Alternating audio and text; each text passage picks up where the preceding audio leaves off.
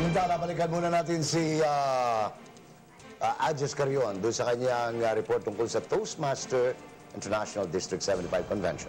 Adjes?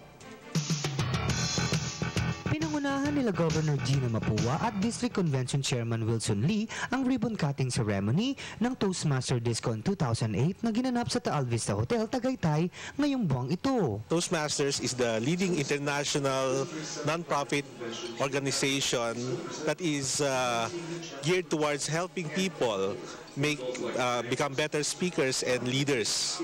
Tampok ang pagkaparangal bilang Communication and Leadership Awardee kay dating Senadora Eva Estrada Calao. Ang naturang award ay binibigay sa mga natatanging mamamayan na nagpakita ng kahusayan sa kanyang pamumuno at mabuting pakikitungo sa kapwa-tao. Napuno naman ang ballroom hall ng Pagcor Building ng sayawan at selebrasyon sa muling pagkikita-kita ng Toastmasters kinagabihan. Pinakilala din sa naturang event ang bagong officers na pinangunahan nila District Lieutenant Governor for Marketing Wilson Lee, Lieutenant Governor for Education and Training Noli Espina at District Governor Deling Royo.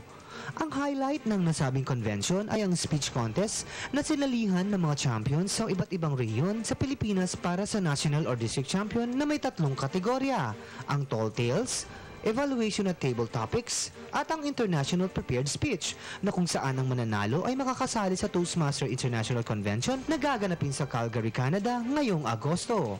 Prepared Speech is the only contest that is the contestants are sent abroad to compete for the international. That's why it's called International Prepared Speech.